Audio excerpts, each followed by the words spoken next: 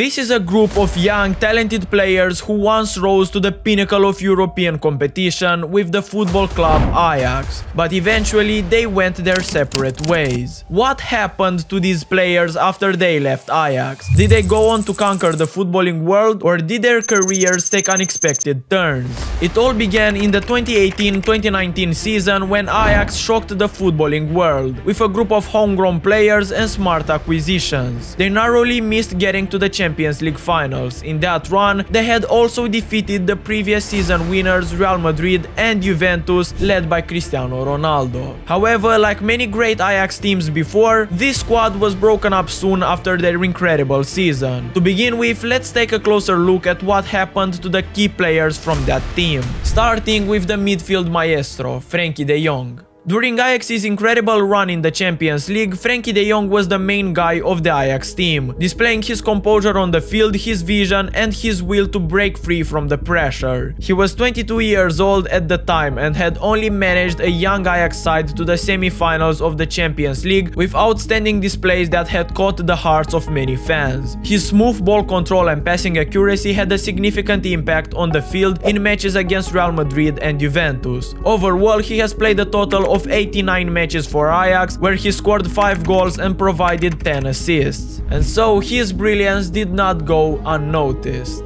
Barcelona have been desperately seeking for their new Xavi or Iniesta, and they signed Frenkie de Jong for 75 million euros in the summer of 2019. However, things have not been all plain sailing for Frenkie ever since he joined Camp Nou. Failure to meet financial targets alongside a revolving door policy on managers weakened Barcelona, and in doing so it negatively affected Frenkie. He was still played out of position, he was expected to perform positions that were not fitting him, and then he failed to show his prowess as in the Ajax team most of the time. Nevertheless, Frenkie was slowly but surely able to firmly establish himself as one of the first choice players in Barcelona. Now, with Barcelona gradually rebuilding and with the intent to regain his previous status, Frenkie is one of the promising figures of the team. But not everyone was able to make a comeback like Frenkie de Jong was. Because our next player is Matthijs de Ligt, who became the captain of Ajax at a very young age, and he was also the backbone of Ajax's defensive line.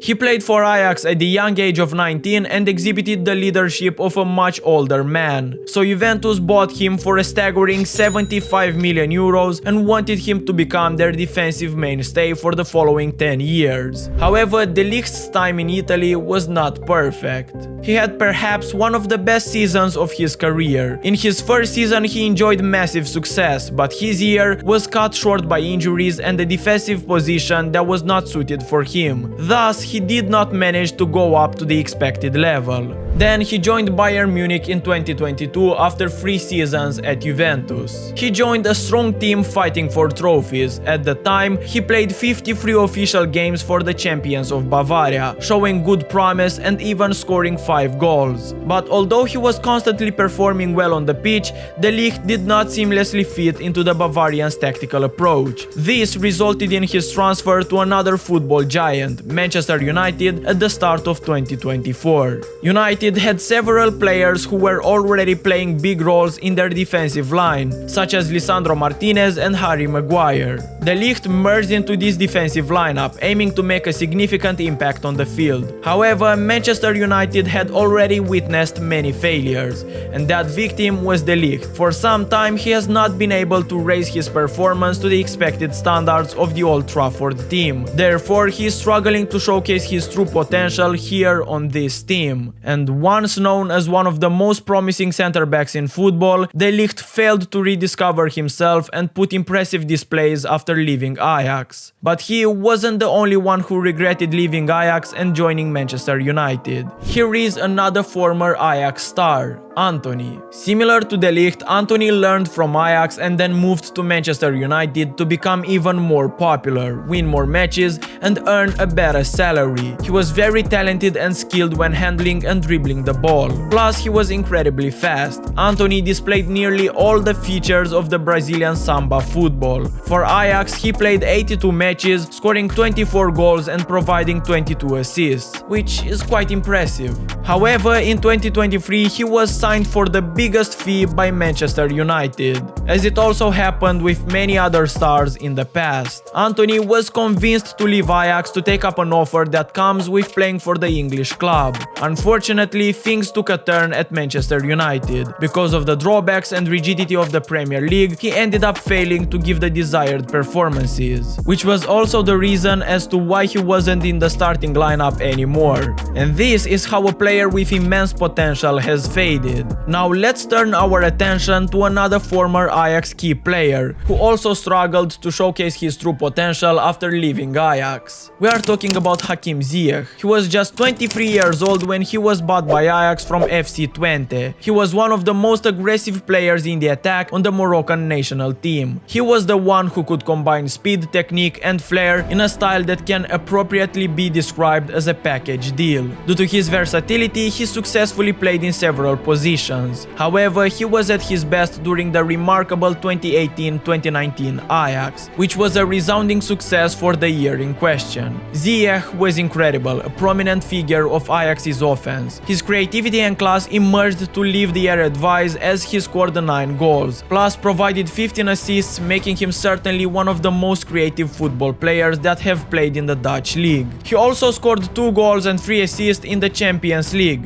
which had a great impact in eliminating both Real Madrid and Juventus. Across all competitions that season, Ziyech recorded an impressive 16 goals and 24 assists in 49 appearances, earning a reputation as one of Europe's top attacking midfielders. In July 2020, Ziyech's journey took him to Chelsea for 40 million euros to try and recreate the same success he had with Ajax. He contributed to Chelsea's Champions League triumph in 2021, scoring a crucial goal against Atletico Madrid in the round of 16. However, reoccurring injuries, tactical mismatches and fierce competitions for places hindered his consistency. In over 3 seasons, he managed 14 goals and 13 assists in 107 appearances, far below the expectations set during his Ajax days. By 2023, Ziyech's career at Chelsea appeared in decline, with failed transfers and loan moves marking an uncertain chapter for the once prolific playmaker. He is now playing for Galatasaray FC and appeared in the Europa League this year. However, despite not having a big contribution, he is still trying to prove his worth and get back to his prime again. Now let's shift gears to a fullback who has nailed the Ajax defense for years, and that is Noussair Mazraoui. Initially recruited as a right back, Noussair Mazraoui has been a valuable asset for Ajax between 2018 and 2022 thanks to his skills in both defense and attacking duties. He played a major role in Ajax's success, helping the team win the 3 Eredivisie titles and 2 key NFB Cups. In the 2018-2019 Champions League, Mazraoui was crucial in Ajax's historic run to the semi-finals, even scoring a memorable late winner against Benfica in the group stage. In total, he played over 137 matches for Ajax, scoring 10 goals and giving out 9 assists, which proved that he has been quite reliable. After his successful tenure at Ajax, finally,